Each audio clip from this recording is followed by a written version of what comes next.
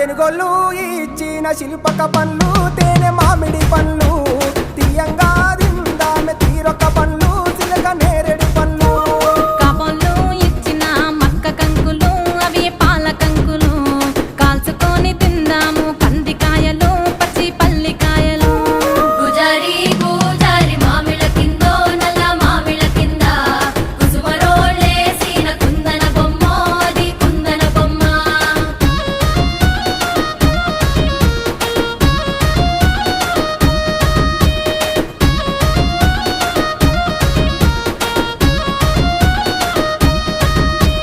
బెస్తోలు పెట్టిన పచ్చి చేపలు